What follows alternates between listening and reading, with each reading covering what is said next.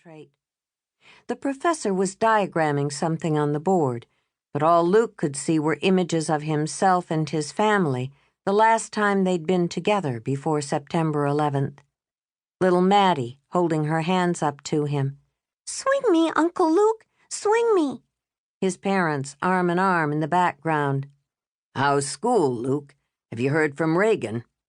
With broad strokes, the professor ran his eraser over the board, and the images in Luke's head disappeared.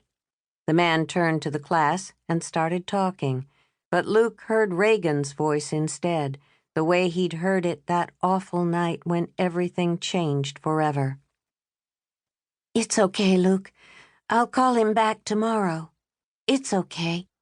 But she never had the chance. Luke squeezed his eyes shut. He was ready to move on, right? Wasn't that what he'd been telling himself? Then why were these memories dogging him so, with all the free thinking he'd been doing, all the clubs and organizations Laurie had introduced him to? He should be consumed with life as it was, not as it had been. The professor changed his tone. He was saying something about foreign arms deals, but Luke wasn't paying attention. A conversation kept playing in his head, the one he'd had with his mother a few weeks ago. "You think you have it all figured out, Luke, but the Hound of Heaven isn't going to let you go this easily." "The Hound of Heaven?" Luke hadn't even tried to hide his frustration. His mother knew how he felt about God, so why couldn't she let it go? "The Spirit of God, Luke." Her voice held no apologies. "When someone strays from the Lord, it's usually the Spirit, the Hound of Heaven, that hunts him down and brings him back."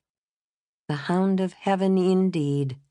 As if God, if there was a God, would care enough about Luke Baxter to chase him. Luke tapped the eraser of his pencil on his notepad. No, that wasn't why he felt this way. He narrowed his eyes and focused on the professor. What was the man babbling about? And why was everyone else taking notes? A tingling worked its way down his spine, and he shifted in his desk. Maybe it was culture shock.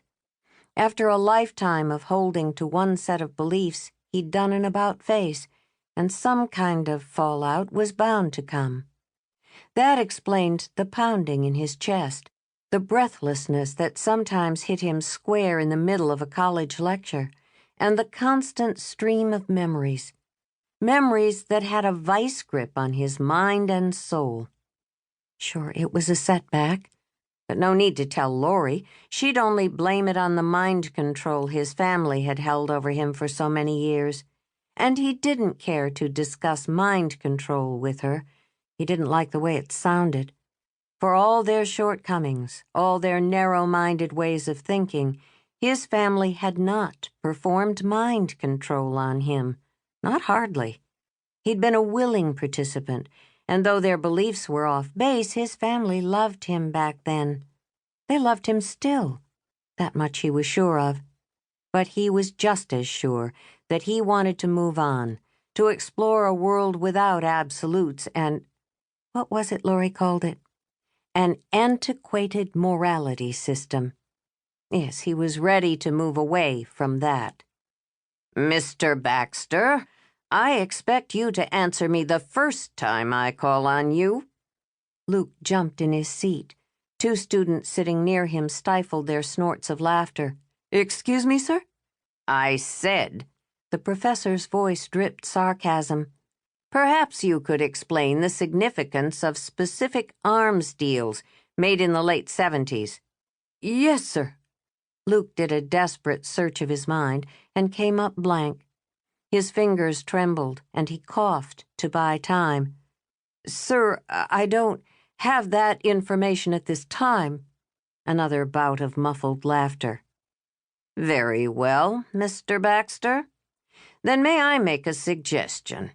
The professor lowered his glasses and peered hard at Luke. "Yes, sir." Luke's throat was dry. It was all he could do to keep from running out of the room. "Either get more sleep or get out of my modern history class." The man raised his voice.